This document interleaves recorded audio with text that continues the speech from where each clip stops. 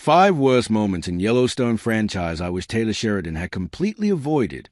From brutal violence to emotional heartbreak, explore 5 darkest moments in the Yellowstone franchise that Taylor Sheridan should have avoided. I've been hooked on the Kevin Costner style Yellowstone since day one, but some moments made me feel like I was biting off more than I could chew. Taylor Sheridan doesn't pull any punches when it comes to violence and grit, and that's part of the show's backbone. As someone who followed the Yellowstone franchise from its explosive debut to its expanding universe in 1883 and 1923, I've come to expect violence, betrayal, and moral ambiguity. But there are 5 moments that still sit wrong with me. Not because they are shocking, but because they felt unnecessarily brutal, emotionally manipulative, or downright exploitative. These moments felt like throwing the baby out with the bathwater, overshadowing the deeper stories with shock value. It's as if Sheridan decided to go the whole 9 yards, but forgot that sometimes less is more. If he had cut these out, Yellowstone could have kept its edge without making viewers like me want to throw in the towel. 5. Zane's skull drilling scene in 1923 was a needlessly graphic medical horror. In 1923 Season 2, Episode 4, Zane is diagnosed with a subdural hematoma. The only available treatment? A crude surgical operation using a hand-crank drill to relieve pressure inside his skull. Jacob and Jack Dutton hold Zane down while the doctor slices open his scalp and drills into his head as blood spurts onto the floor. The scene gets worse when the chloroform fails and Zane wakes up mid-surgery, screaming in agony. It was hard to watch, not because it was intense, but because it was filmed in painstakingly detailed gore.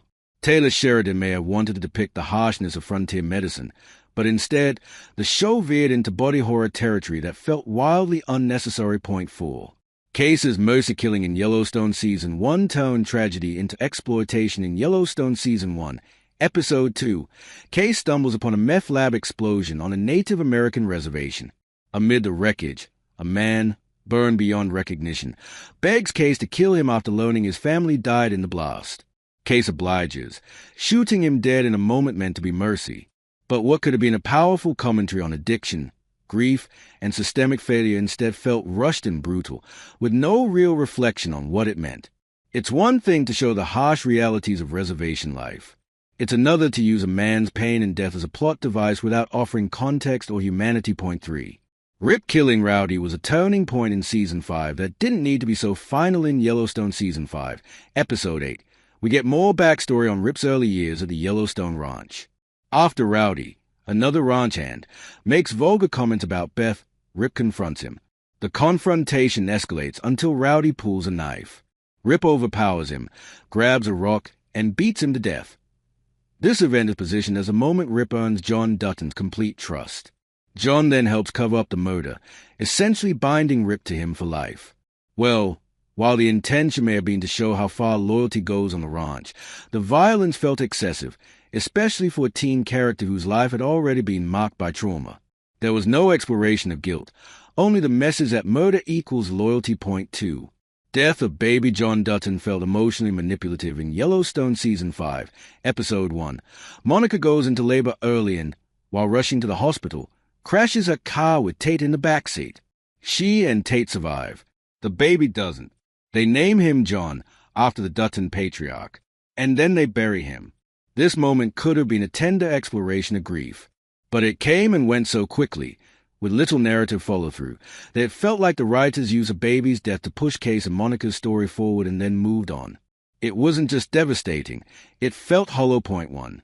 Jamie nearly killing Beth was a show at its most dangerous in Season 5, Episode 14. Beth confronts Jamie after their father's funeral. Things escalate fast. She hits him.